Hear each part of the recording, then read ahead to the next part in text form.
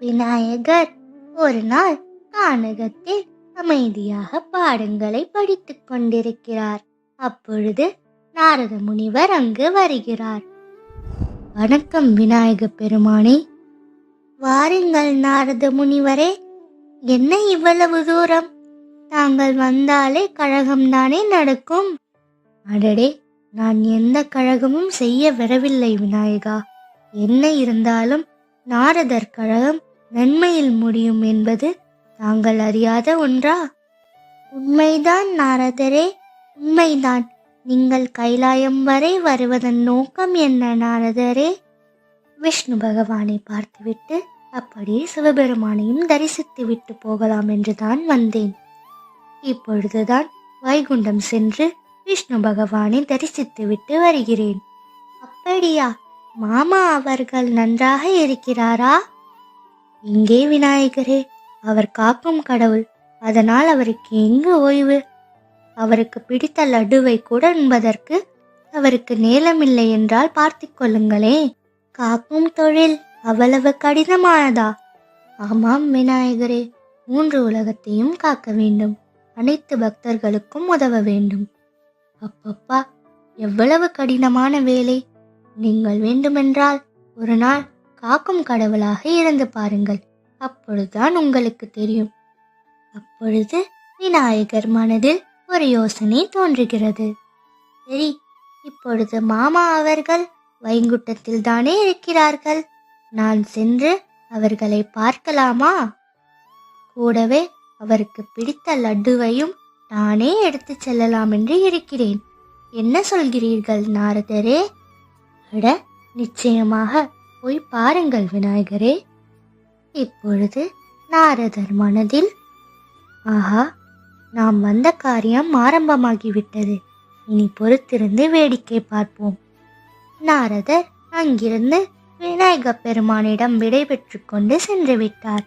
விநாயக பெருமான் விஷ்ணு பகவானிற்காக மிகப்பெரிய லட்டுக்களை செய்து கொண்டு வைகுண்டத்திற்கு செல்கிறார். எப்பொழுதும் போல விஷ்ணு பகவான் தியானத்தில் மூழ்கியிருக்க அங்கு வந்த விநாயகரை கண்டு விஷ்ணு பகவான் கண்களை திறக்கிறார். வரவேண்டும் விநாயகரே, வரவேண்டும். இவ்வளவு காலம் கழித்து இப்பொழுதுதான் நான் உங்களுக்கு ஞாபகம் வந்தேனா? மாமா அவர்களே, தங்களை பார்க்க வேண்டும் என்ற ஆசை தோன்றியது. அது மட்டுமின்றி நீங்கள் ஓய்வின்றி இருப்பதால் உங்களுக்கு பிடித்த லட்டுவை கொண்டு வந்துள்ளேன். இதை உண்டு விடுங்கள். கொஞ்சமாவது ஓய்வெடுங்கள் மாமா. அது சரி, நான் ஓய்வெடுத்தால் காக்கும் வேலையை யார் செய்வது? சரி, லட்டுவை கொடுங்கள், நான் சாப்பிடுகிறேன். விநாயகர் கொண்டு வந்த லட்டுவை விஷ்ணு பகவான் சாப்பிட ஆரம்பிக்கிறார். அதை சாப்பிட்டு கொண்டிருக்க அதனுடைய சுவை மிகவும் அருமையாக இருப்பதை கண்டு விஷ்ணு பகவான், இந்த லட்டு எவ்வளவு அருமையாக இருக்கிறது. விநாயகா, இந்த லட்டுவை நீங்களே செய்தீர்களா? ஆமாம் மாமா, நானே தான் செய்தேன். அருமை, இதனால் நான் மகிழ்ச்சி அடைந்தேன். உங்களுக்கு என்ன வரம் வேண்டும் விநாயகா? கேளுங்கள், நான் தருகிறேன். விநாயகர் ஆழ்ந்து யோசித்துவிட்டு, ஆமா, பரவாயில்லை, வேண்டாம். இல்லை விநாயகா, உங்களுக்கு ஏதேனும் வரம் தந்தே ஆக வேண்டும்.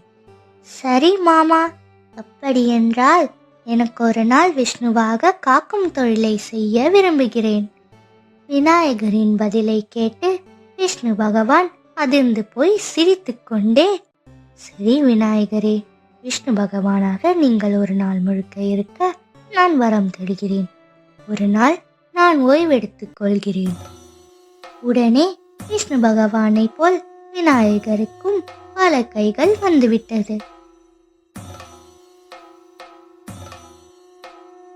விஷ்ணு பகவான் அங்கிருந்து ஓய்வெடுக்க சென்று விட்டார். விநாயகர் அமைதியாக தியானத்தில் ஆழ்கிறார். அப்பொழுது அவரது காதில் பல ஒலிகள் கேட்கின்றது. பகவானே, நாராயணானே, நாராயணா, என்னை காப்பாற்றுங்கள், என்னை காப்பாற்றுங்கள், என்னை காப்பாற்றுங்கள், என்னை காப்பாற்றுங்கள், பகவானே, பகவானே. விநாயகரால் ஒரு கணத்துக்கு மேல் அந்த ஓசைகளை கேட்க முடியவில்லை.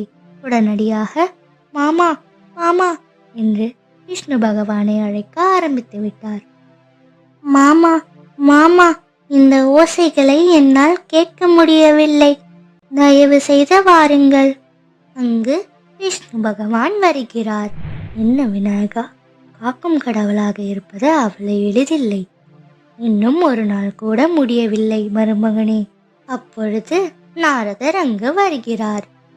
என்ன விநாயகரே, தங்களால் ஒரு நாள் கூட காக்கும் கடவுளாக இருக்க முடியவில்லையா? காக்கும் கடவுளாக இருப்பது கடினம் என்று தெரிந்து கொண்டீர்களா?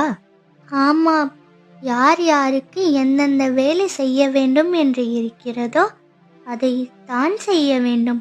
மற்றவர் வேலைக்கு ஆசைப்படக்கூடாது மாமா. இதன் மூலம் நான் இதை தெரிந்து கொண்டேன். தயவு செய்து தங்கள் வரத்தினை திரும்ப பெற்றுக்கொள்ளுங்கள். விநாயகா, நான் கொடுத்த வரத்தை எடுக்க இயலாது.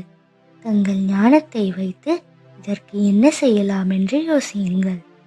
நாயகர் சோகமாக என்ன செய்வது என்று யோசிக்கிறார். ஆமா, ஒரு யோசனை. இப்பொழுது நான் தானே காக்கும் கடவுள். இப்பொழுதிலிருந்து இந்த பதவியை நான் உங்களுக்கு கொடுத்து விடுகிறேன். இதுவே என் கட்டளை. அடடே, அருமை அருமை. தங்கள் ஞானம் வளர்ந்து கொண்டே போகிறது. அருமை விநாயகரே, அருமை. ஒவ்வொரு நிகழ்வுகள் நடந்தால்தான் பல ஞானங்கள் கிடைக்கும். அதே போல் இன்று இந்த நிகழ்வு மூலம் எனக்கு ஞானம் கிடைத்தது. அனைத்தும் ஞானமே, எல்லாம் நன்மைக்கே. இது போல அருமையான கதைகளை கேட்க நம்மளோட 2D KD சேனலை சப்ஸ்கிரைப் செய்துக்கோங்க. தேங்க்யூ.